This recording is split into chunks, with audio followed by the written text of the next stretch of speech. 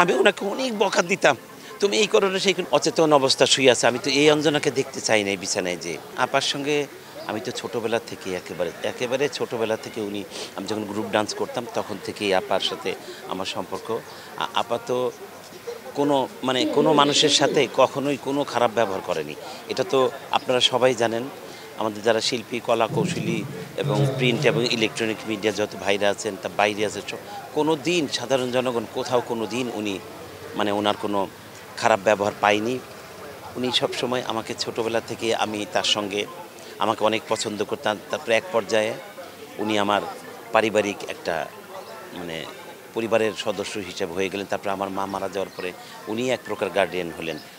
বিপদে আপদে কথাবার্তায় সাজেশন দেওয়া বিভিন্ন, কিন্তু আবার আমি উনি আমার অনেক অনেক বড়, কিন্তু উনি কিন্তু আমার কাছে বাচ্চার মতো। আমি ওনাকে অনেক বকা দিতাম, তুমি এই করো না সেই করো। এই লাস্টে আমি বোধহয় 18 তারিখে মনে হয় আমি, হ্যাঁ 18 তারিখে আমি গিয়েছিলাম, একটা পিকনিক ছিল বাসশ্বাসের। তো বললো আমি যাব, কিছু আমরা একসাথে যাব, কোন শাড়ি পরবো কী পরবো, সবসময় গহনা গাটি সব কিছু নিয়ে আমার সঙ্গে কথা বলতো।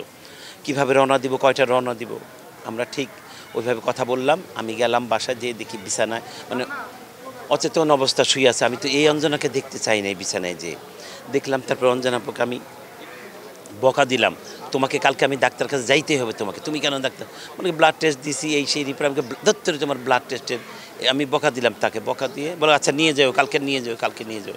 তারপর আমি ওখান থেকে তারপর আমি বললাম কি আপা, আমি একটু স্যুপ নিয়ে গেলাম, স্যুপ, আমি স্যুপ খাবা, বলে যে কোথায়, আমি আছে আমি দিচ্ছি। পরে আমি নিজে রান্না করে, যে নিজে রান্না করে আপনাকে স্যুপ খালাম। খেয়ে বলে কি স্যুপ, স্যুপটা যা টেস্ট লাগলো।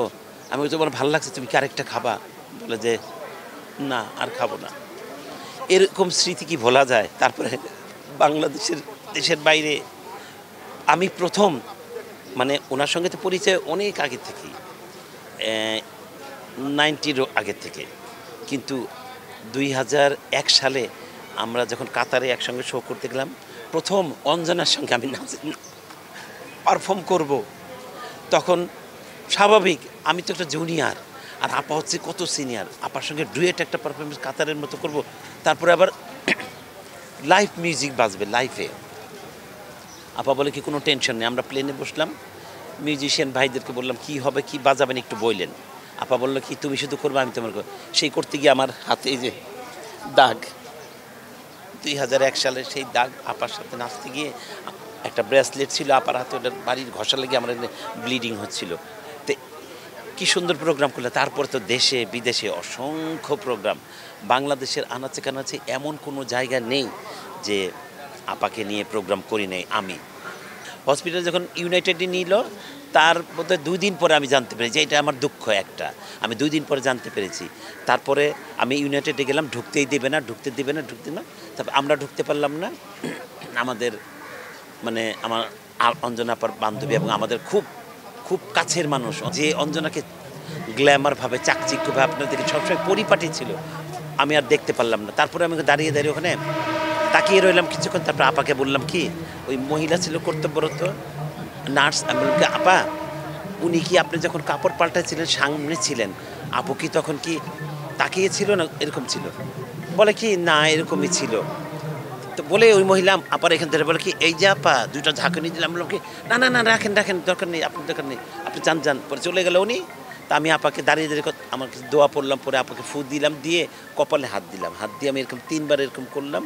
করে আমি বললাম কি আপা, আপা কাছে কানের কাছে যে আপা আমি ইউসুফ। আপা সেকেন্ডবার যখন আপা, আমি জোরে বলছি আপা আমি ইউসুফ, বলতে মনে হলো কি আপার এই মানে আমরা কী হয় চোখ মেলতে গেলে এমন হয় কপালটা, আপার কপালটা জাস্ট একটু এরকম করে উঠলো।